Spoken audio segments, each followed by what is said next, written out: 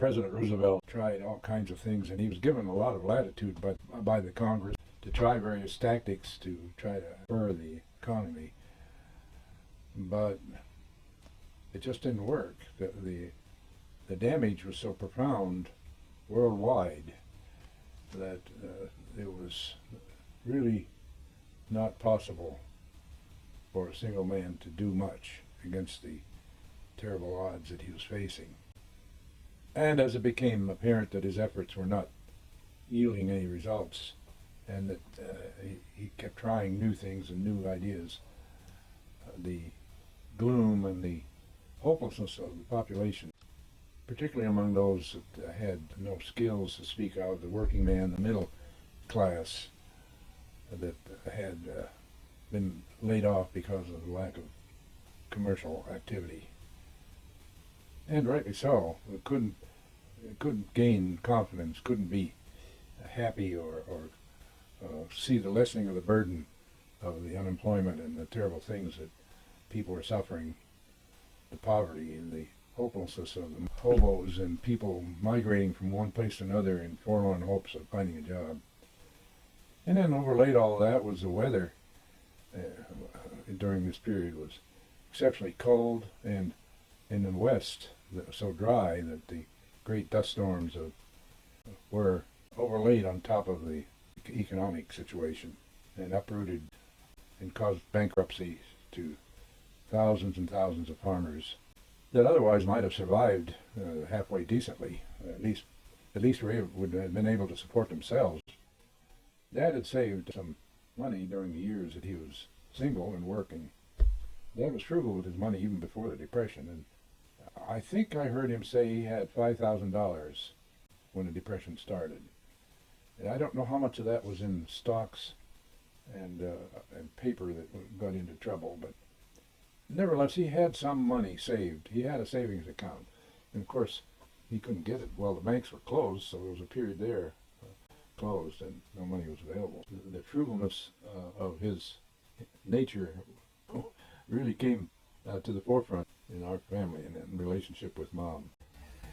I want to talk about how the events of October 1929 affected my parents. They were newlyweds, essentially, then only a year or so along in their marriage, and their age difference was pretty substantial. My mother was 27 years old and a resident of a town or small city of about 20,000 named Phillipsburg, about 20 miles away from the farm. And she was a high school graduate and a secretary to the Prudential Insurance Office there. And she took shorthand and did the other jobs that a secretary does. Whereas my dad was 42 years old and a confirmed bachelor almost until he met my mother. He was raised on a farm, isolation, although he had a lot of brothers and sisters to relate to and so forth. But the whole ambience of his life was focused around timbering and lumbering and other jobs, other than the job that he had at the railroad, which was a responsible job as a telegrapher on the New York Central. But a marriage is not easy even when you're young and not so bright. But when you get a little more advanced in years, your ideas and way of life become more fixed and more difficult to accommodate to others who are living close to you or with you. And of course, my parents were both, well, my mother not so much as my father, but this would have been a little bit difficult regardless of the catastrophe that they ran into almost immediately after their marriage. My dad was always a worker, a hard worker, frugal, during the Depression, I recall, but he was frugal with not a great deal to be frugal about. But he was always concerned about expenditures, whereas my mother probably wasn't as disciplined, but she certainly became disciplined as the years rolled on. And she fell into this same mentality in that sense. But they were never expressive of affection to each other. I can never recall one time when they said caressing words or or even, well, not caressing words is a good enough definition. But on the other hand, they did a lot of quibbling and disagreeing and not really fighting, but unhappiness. And I think that this was the only outlet for their really depressed situation. Shortly after they were married, my dad was laid off and they were forced to move to this isolated place there where Dad was born and raised. And it was so contrary to what my mother was accustomed to. There weren't any sense of comfort or well, it was an isolated place without electricity or water in the house or indoor plumbing of any sort, any indoor heating other than the cook stove in the kitchen, and potbelly in the living room, which wasn't fired up very often, and out of sight by a long distance of any neighbors. And she was in a foreign land there, in a sense, because of the predominantly French people who lived around there and spoke French almost continuously. And she had no comforts of life there at all. It was just all hard and difficult work. And she had to learn how to cook and can and do all those things that she did learn and did them well. But I'm sure that she didn't do a lot of cooking until she married Dad. Her mother would have been was a domineering person in that family, and I'm sure that she didn't need or want Mom to do much help there. That's the impression I gathered in the few times that we visited them. And of course Dad, with his work ethic, but not having any work and no prospects, had to be very depressing, very stressful, and the hopeless sensation, the hopeless belief. And in fact, it wasn't a fantasy that finding a job was a hopeless case, because there were a million men out of work and no work to be had, especially around an isolated place like Frenchville, where the only work there was railroad, lumber, or sawmill, that kind of thing. And neither one of those was prospering during the Depression. So the fear and the anxiety of feeding his family and having the responsibility of a family, which at his age was an entirely new issue, new situation that he hadn't had to face before. So all that combination didn't make for a hopeful and happy marriage. There was never any talk of divorce or anything like that, but they were separate entities and never really joined at the hip, if you might say. And that's sad, because if they'd had some counseling of some sort, perhaps they would have been able to accommodate each other's fears and hopelessness. But I know my mother regretted having married my father. The reason I say that is because I heard her say it one time. But she didn't make that a theme or say it again that I know of. I overheard her say that to a friend of hers. And that greatly saddened me. And I was probably 3 or 4 years old when I heard that, but I understood what she meant. And I think Dad probably felt the same way. He regretted his marriage. Anyway, they accepted their situation and stayed together and did the best they could in terms of raising and feeding and doing the things that were necessary to stay ahead of the wolf. But my dad made a decision in 1934 or early 35 that must have troubled my mother a great deal. And I never heard a conversation about this issue, but I'm sure that they had many sad and reluctant conversations. And that was the fact that in desperation, Dad decided to join or enlist in the Ccc Camp that were being built around the country. The Ccc acronym is one for Civilian Conservation Corps that President Roosevelt initiated and started. And it was to get the young men that were roaming around the countryside without work and without prospects, to get them into a position where they could contribute to the country and stay out of trouble. These camps were manned by officers from the Army with Army discipline and Army supplies. These camps were built at many locations. I don't know how many there were around the country, but there were 54 in Pennsylvania alone, and the total country had about 1.5 million volunteers. You had to be at least 18 and not over 30 to be a participant. And at the time of enlistment was 2 years. So in order to get some income, my dad decided to enlist. He was a World War I veteran, as I mentioned earlier, and a sergeant, so he was able to enlist as a foreman level. In other words, he didn't do manual labor, but contributed in other ways. He was accepted. I don't remember his departure, but I can't imagine how my mother must have felt when she saw him go up the road away from home, knowing that he would be gone 2 years with the exception of a few leaves that they were granted during the time that he was gone, leaving her alone in that isolated place without any form of communication, because there weren't any mail boxes or any way to write a letter to Dad. And of course there weren't any telephones there either, or electricity for that matter. She must have, well, they must have had some really wrenching emotions at that time.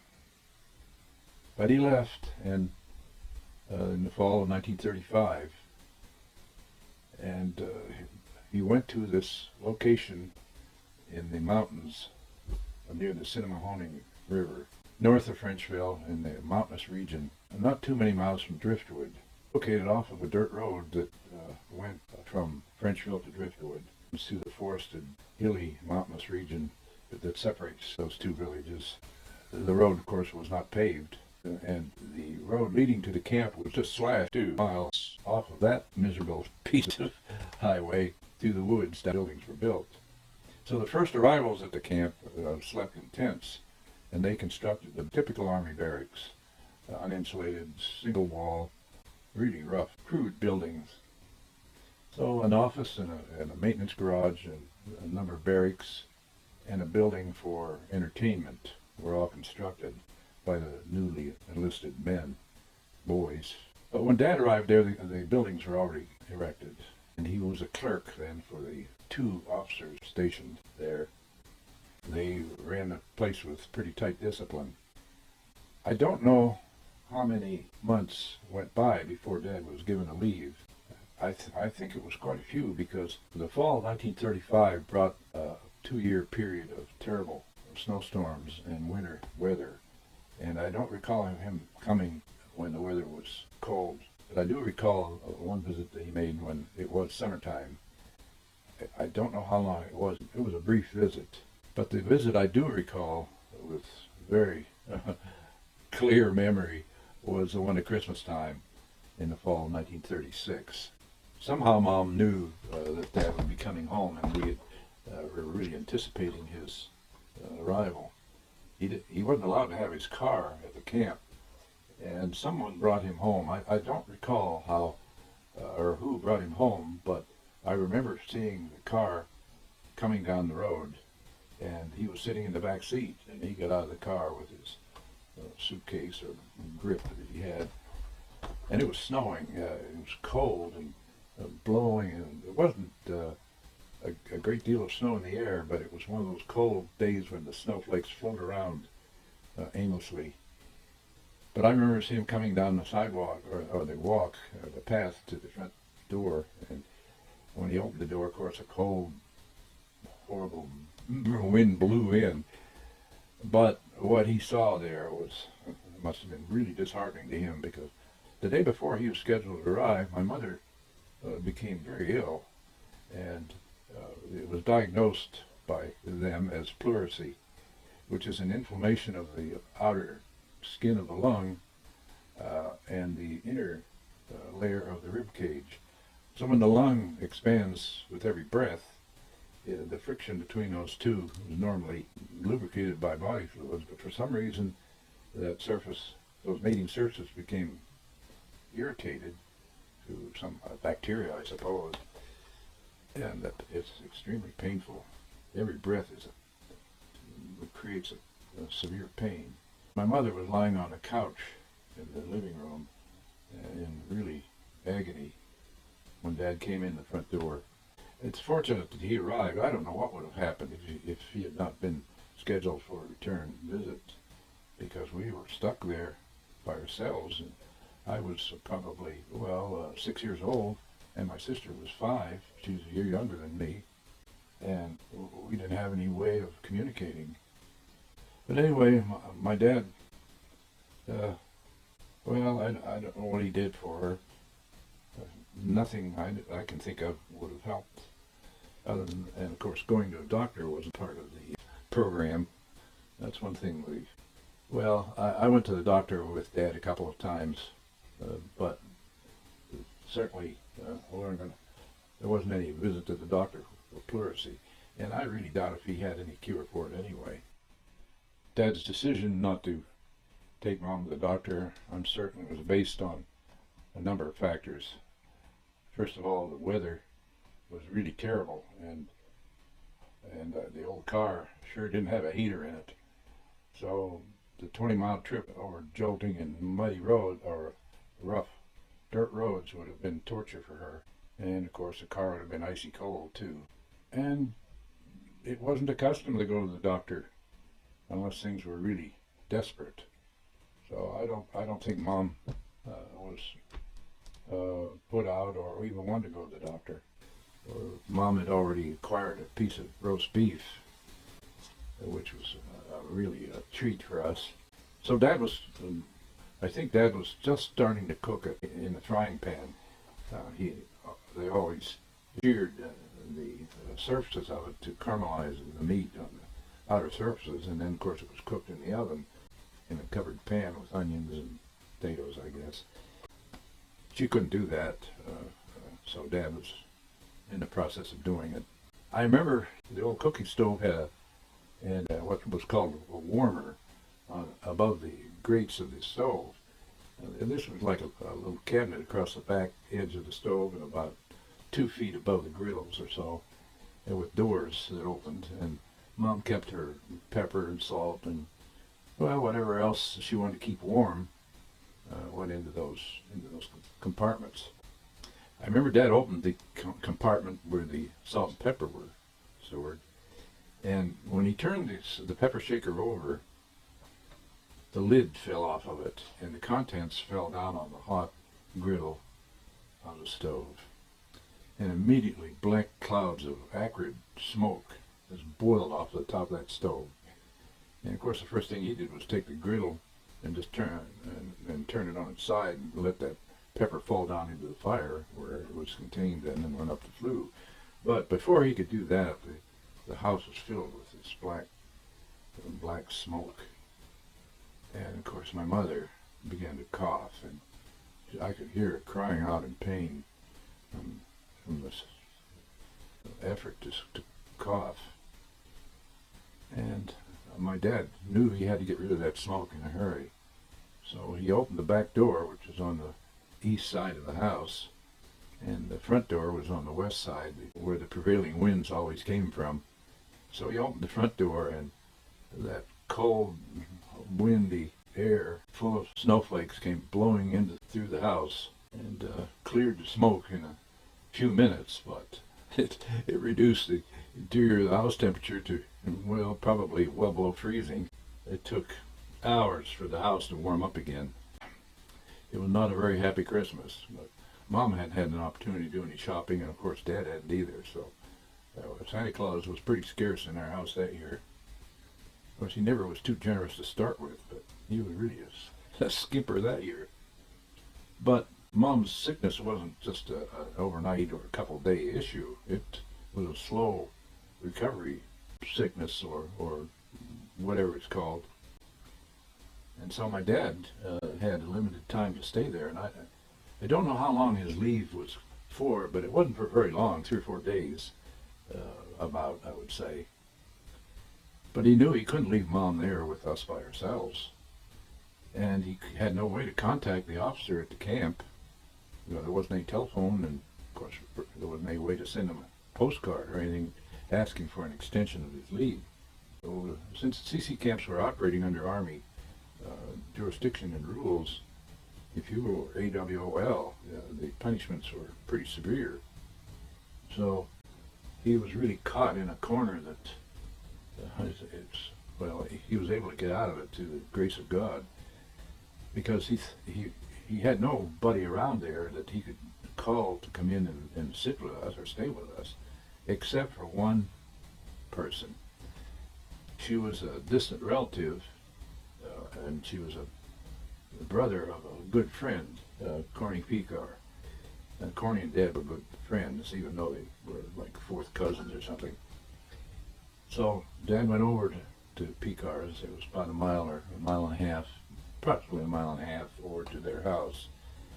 And he talked to Corny's parents about their daughter, Corny's sister.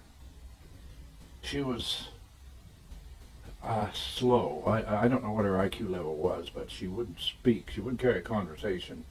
And she was slow moving, but she wasn't an idiot or insane or anything like that. She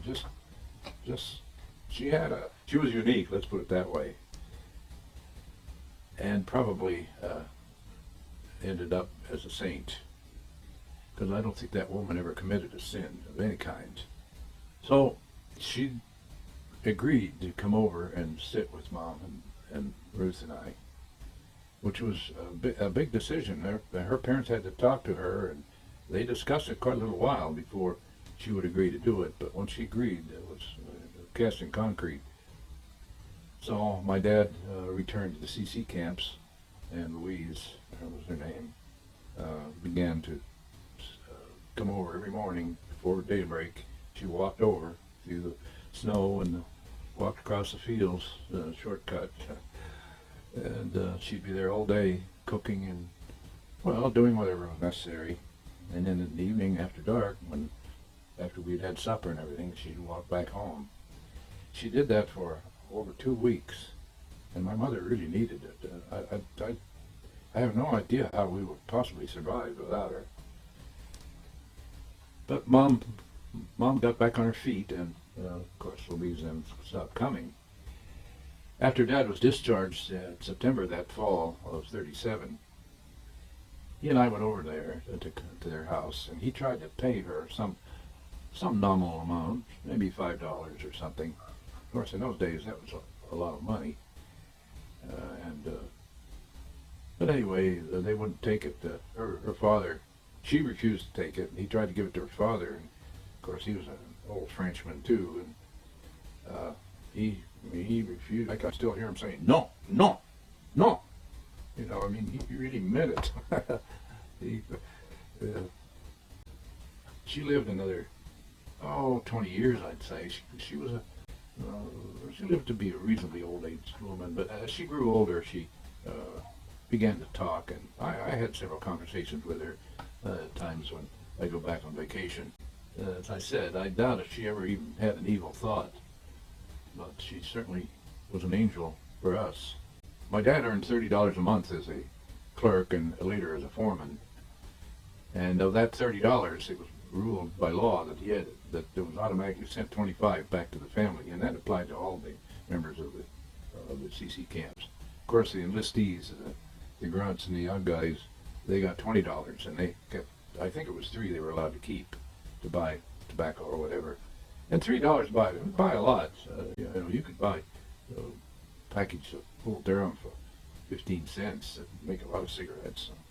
So, the value of money in those days was a great deal more than it is now. Just before my dad's enlistment ended, they closed the camp, and the orders were to burn everything. All the equipment was from World War I, including the bedding and the blankets and whatever. So, of course, when the orders from Washington came to burn everything and not leave anything intact, that was obviously strictly followed by the officers. So they brought all the beds and were burning the mattresses and those World War I woolen army blankets. One of Dad's cousins was a mechanic in the maintenance garage, and they got together and they went over to the officer who was in charge of burning it and asked if they could have parts of those blankets for rags in the garage. And the officer agreed. They were instructed to tear the blankets in 4 pieces and throw them on the fire. So Dad and Basil, his cousin, with him, they gathered up squares, roughly 4 feet square, of blankets, piled I don't know how many pieces my dad got, but maybe a couple dozen or so. But he brought them home, and Mom sewed them back together, and then bought muslin from Sears Roebuck. This muslin material was printed, and she covered on each side these woolen blankets and knitted them together with, or held the muslin to the blanket with a stitch of yarn. It made kind of a quilt, and made a really warm and comfortable blanket. I still have one of those blankets that I managed to acquire somehow after Mom's death. My dad's 50th birthday was in the fall of 1936. Somehow my mother made an arrangement that she and Ruth and I would travel out to the Ccc Camp and celebrate his birthday because he couldn't come home. He wasn't permitted to come home. So one of the neighbors drove our car out to the camp. The day before we left, Mom had baked a several-tier cake and put 50 candles on it. And I got in the back seat of the car and I held that cake on my lap the whole 30 miles of rough dirt road over to the camp. And of course, that bouncing and those old cars were not exactly a pillow ride. And by the time we got to the camp, the jolting and everything had decreased the height of the cake by a substantial amount, and pieces had broken off. It was really a wreck, and a lot of candles had fallen off and everything. But anyway, we took it into the office, and Mom reconstructed it the best she could, and got all 50 candles in place, and Dad lit them all, and it was like a bonfire in there with 50 candles burning. But anyway, it was fun. I remember that. Mom and Dad, I guess their absence made the heart grow a little fonder because they had, I remember it was a good day, except for one incident. Our car was a four-door car, and Ruth and I sat in the back seat, and Mom sat in the passenger side in the front, and our neighbor, Howard Minyo, drove the car. When we got to the camp, I was really anxious to get out of the car and run over and see Dad, because he saw us coming. He was coming out of the office to the front door there. So I set the cake down on the seat, and I jumped out and started running toward him, and I slammed the door behind me.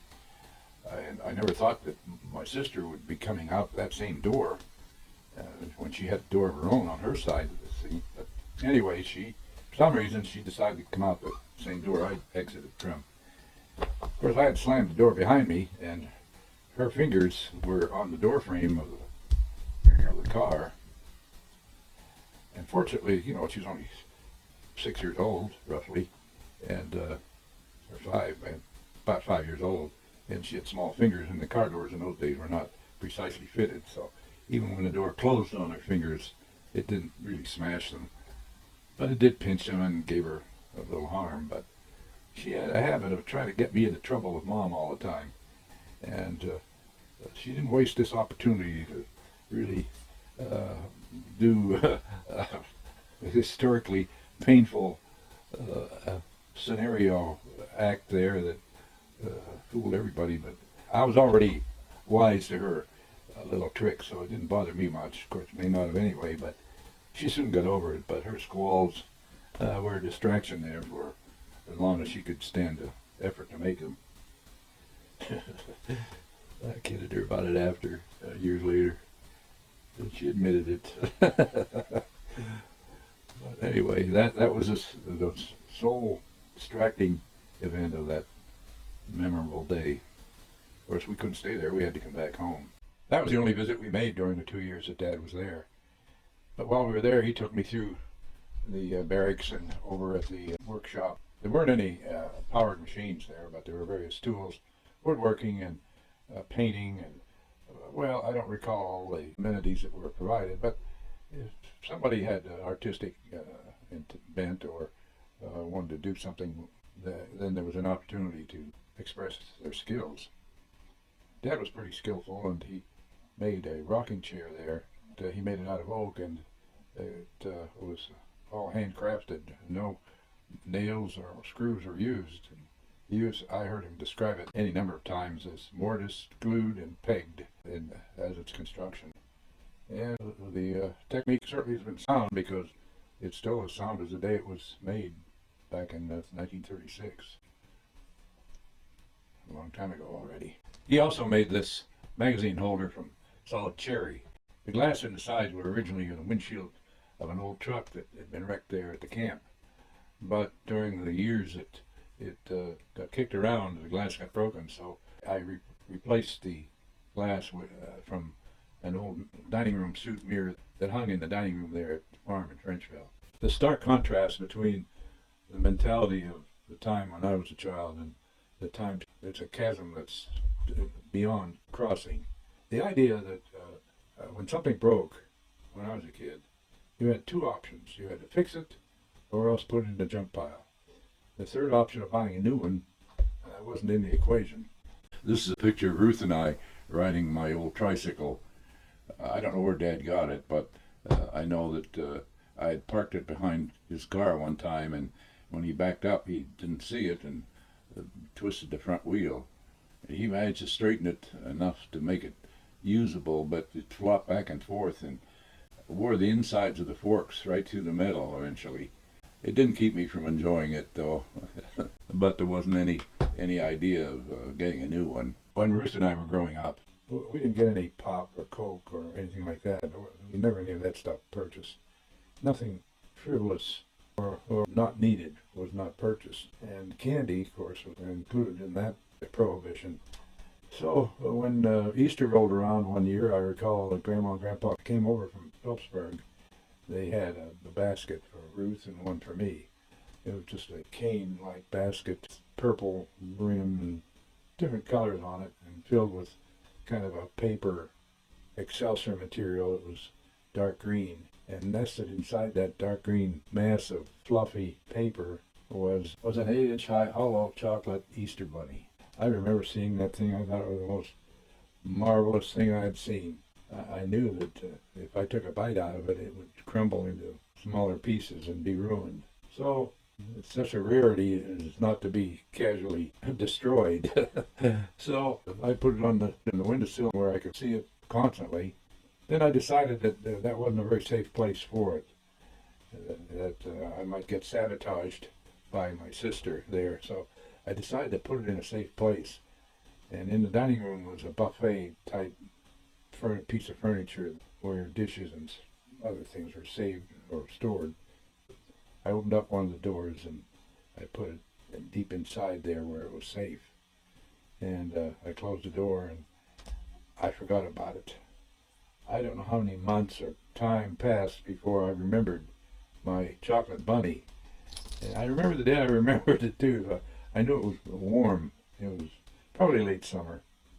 I went in there and opened the door and reached in and got my bunny, and it was kind of a whitish looking. It changed from dark chocolate to a white, off-white color, and there were little holes all through it. It looked like little worms had gotten into it and had a good time. And so I knew that I wasn't going to get a chance to eat that. I couldn't eat it. So I had to throw it away. I remember the disappointment I had. But in any case, entertainment and frivolous things were not at all part of our lifestyle. But we didn't miss it. I didn't miss not being entertained, but I didn't know what it was. And until we had electricity, there wasn't going to be any entertainment at the house, that's for sure. This one's getting long enough. I think we'll stop it here and continue in the next video with the final comments about the depression of the 30s.